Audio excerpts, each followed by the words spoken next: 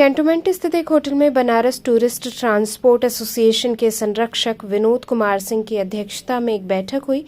महामंत्री प्रकाश जायसवाल ने कहा कि केंद्र सरकार के द्वारा आए दिन कोई ना कोई टूरिस्ट बस व्यवसायियों के ऊपर नियम और कानून लगा दिया जा रहा है, जिससे टूरिस्ट बस व्यवसाय करना कठिन होता जा रहा है। कहीं न कहीं ट्रांसपोर्टर में रोष है और वो अपने व्यवसाय से पलायन करने की स्थिति में केंद्र सरकार को 3 लाख के टैक्स स्लैब के बारे में अन्य राज्यों के अधिकारियों को जानकारी देते हुए इस पर विराम लगाने की जरूरत है। बैठक में उपस्थित ट्रांसपोर्टर विनोद कुमार सिंह, प्रकाश जायसवाल, सुनील सिंह, बंटी सिंह इत्यादि ट्रांसपोर्टर उपस्थित रहे। पड़ेगा इस टैक्स का जो ऑल इंडिया परमिट का जो लगेगा? देखिए, हम लोगों ने जो अनुमान किया है कि कहीं न कहीं इस टैक्स स्लैब से हम जैसे व्यवसायी ही नहीं मरेंगे, देश का 35% इकोनॉमिक्स कमजोर होगा। क्यों? क्योंकि आज इंडिया में टूरिस्ट व्यवसाय से ही देश की 35% इकोनॉमिक्स चलती है, 35 से 40%। और जब टूरिस्ट ही नहीं रहेंगे तो कहीं ना कहीं वो इकोनॉमिक्स से, ये केंद्र सरकार को खुद मंशा बनी हुई है अपनी इकोनॉमिक्स कम करने का। आप मुझे एक चीज बताइए, आज 3 लाख रुपया ईयरली का टैक्स स्लैब गवर्नमेंट ने लागू किया है।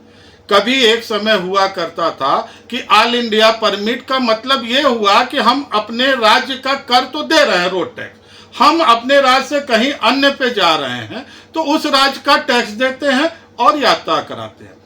आप मुझे बताइए कि एक यात्री आता है, उससे मैं कहूं कि 3 लाख रुपया ईयरली का या 90,000 क्वार्टरली का या 30,000 रुपया मंथली तो मुझे देना ही देना है सरकार के टैक्स स्लैब के हिसाब से। आप यात्रा करने मेरे पास आते हैं, आप मान लीजिए गया की यात्रा करते हैं तो मुझे आपकी यात्रा के लिए 30,000 रुपये कैलकुलेशन करना होगा, तो आपके जेब पे भारी पड़ेगा या नहीं? तो कौन टूरिस्ट मेरे पास आएगा? कहीं ना कहीं टूरिस्टों का पहिया रुक जाएगा। और टूरिस्टों का पहिया सिर्फ हिंदुस्तान के अंदर नहीं, ये कहीं से भी आने वाले विदेशियों के भी पहिए रुक जाएंगे। जैसा कि हम आप हमेशा अगर हम आप प्लानिंग करें कि हम किसी ओवरसीज मार्केट में चलते हैं या किसी अन्य देश में घूमने चलते हैं पर्यटक, तो सबसे पहले हम क्या देखते हैं? वहाँ का बजट, वहाँ के बजट के अनुसार ही हम अपनी यात्रा फाइनल करते हैं। जब हिंदुस्तान का बजट ही भाग जाएगा, स्वाभाविक सी बात है, मुझे जब 3 लाख रुपया साल का टैक्स देना होगा तो मैं कैलकुलेशन अपना उसी पे करूंगा ना, और मैं अन्य परमिट रख नहीं सकता। मैं 60 लाख की गाड़ी बना के आऊंगा तो ऑल इंडिया परमिट ही लूंगा। अब गवर्नमेंट ने ऑल इंडिया परमिट पे 3 लाख रुपया प्रति वर्ष का टैक्स डाल दिया। ठीक है, आप कहते हो अन्य राज्य में सभी जगह आप जाओ, लेकिन हम लोगों को हमेशा अन्य राज्य में नहीं, कोई भी टूरिस्ट आता है 1-2 स्टेट ही घूमता है, वो हमारे हिंदुस्तान के 26 स्टेट को नहीं घूमता। तो हम उसको जब 26 स्टेट का टैक्स का जो स्लैब है उसको जोड़ के हम उसको रेट बताएंगे तो उसके पॉकेट महंगे पड़ेंगे। उसको 2 राज्य घूमना है तो हम 2 राज्य का स्लैब जोड़ के अगर उसको बताते हैं तो उसका पॉकेट कम पड़ेगा, तब वो मेरे पास आएगा।